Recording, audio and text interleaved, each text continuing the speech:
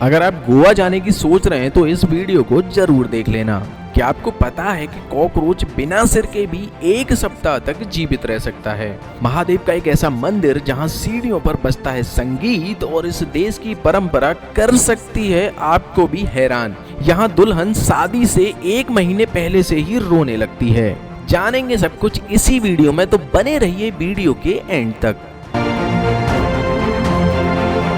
दोस्तों, चोरी की तो आपने कई सारी वारदातें सुनी होंगी, लेकिन क्या आप दुनिया के सबसे शातिर चोर के बारे में जानते हैं? अमेरिका के डीबी कूपर को दुनिया का सबसे शातिर चोर माना जाता है।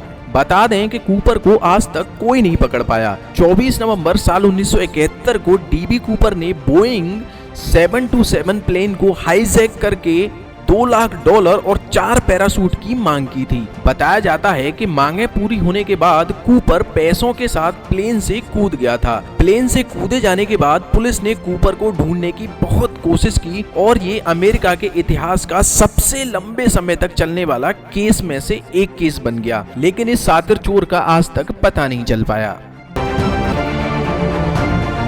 दोस्तों, क्या आपको पता है कि सोते समय हमें गंध का पता नहीं चलता है? जी हाँ दोस्तों, इस बात को साबित करने के लिए साल 2004 में ब्राउन यूनिवर्सिटी के रिसर्चर ने 20 से 25 उम्र के 3 स्वस्थ पुरुषों और 3 स्वस्थ महिलाओं के ऊपर ये टेस्ट किया, जिसमें पाया कि सभी लोग तेज शोर के कारण एक झटके में जाग गए, लेकिन गंध का उन पर कोई भी प्रभाव नहीं पड़ा। इस टेस्टिंग से ये बात साबित हो गई कि जब हम सो रहे होते हैं तो हमें गंध का बिल्कुल भी पता नहीं चलता है। दोस्तों, आपने शायद ये तो सुना ही होगा कि कॉकरोच बिना सर के भी 1 सप्ताह तक जीवित रह सकता है, लेकिन इसके पीछे का कारण शायद ही आपको पता हो। दरअसल कॉकरोच का सर्कुलेटरी सिस्टम ओपन होता है, जिस वजह से ये अपने बॉडी के प्रत्येक खंड के स्थित छोटे छोटे रोम छिद्रों से सांस ले लेते हैं। कहने का मतलब ये है कि ये सांस लेने के लिए अपने मुंह या सिर पर निर्भर नहीं होते हैं। इसी वजह से कॉकरोच बिना सर के भी 1 सप्ताह और कई बार तो उससे भी अधिक दिनों तक जिंदा रह जाते हैं। कॉकरोच मरते भी हैं तो केवल इसलिए क्योंकि सिर कटने की वजह से वह बिना मुंह के पानी नहीं पी पाते और बेचारे प्यास से तो मर ही जाते हैं। थार मरुस्थल को भारत का सबसे बड़ा रेतीला मरुस्थल कहा जाता है। इस मरुस्थल का लगभग 90% हिस्सा भारत में है और बाकी पाकिस्तान में है। लेकिन क्या आपको पता है कि प्राचीन समय में थार मरुस्थल भी एक उपजाऊ भूमि हुआ करती थी? जी हाँ, लेकिन समय के साथ साथ पानी की कमी होने की वजह से यहाँ की उपजाऊ भूमि मरुस्थल में बदल गई, जिसे हम थार मरुस्थल कहते हैं। आपको जानकर हैरानी होगी कि एक शोध में इस बात को सिद्ध किया गया है कि अगर पूरे थार रेगिस्तान को सोलर पैनलों की चादर से ढक दिया जाए तो पूरे भारत की बिजली की आपूर्ति एक साथ की जा सकती है।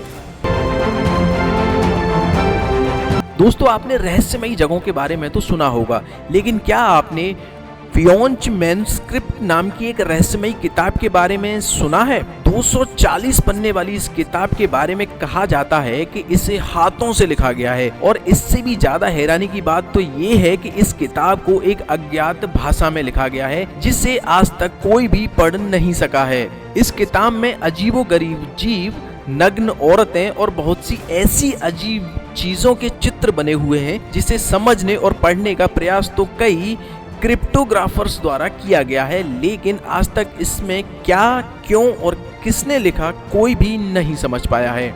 बस एक बात तो है इस किताब को लेकर जो पता चली कि इसे 15वीं सदी में लिखा गया है।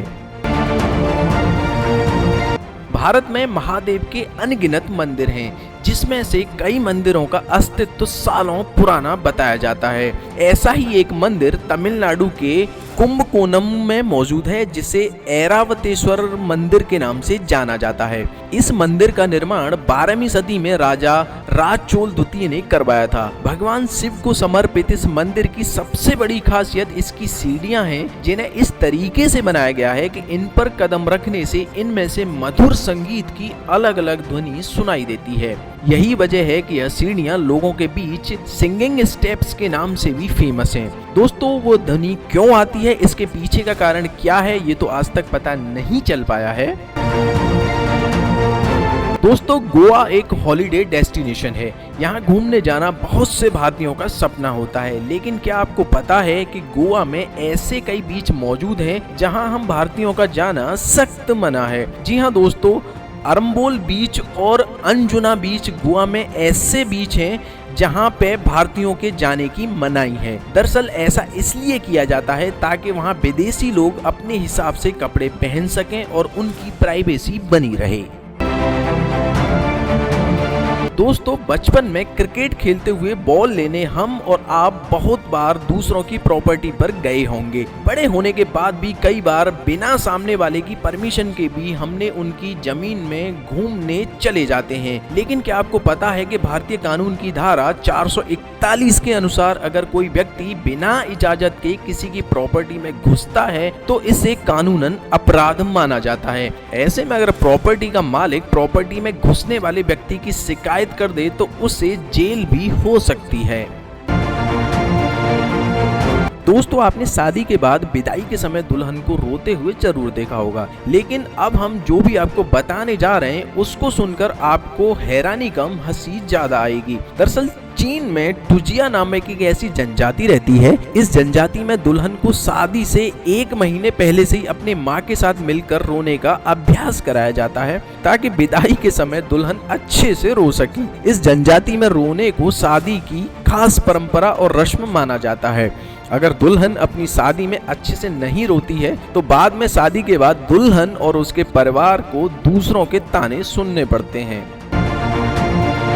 फैक्ट नंबर 1, कार्टून देखकर बड़ा हुआ है। आज भी हम में से बहुत से ऐसे लोग हैं जिन्हें कार्टून देखना पसंद है। वो मेरा फेवरेट कार्टून तो हमेशा से पॉकीमैन रहा है।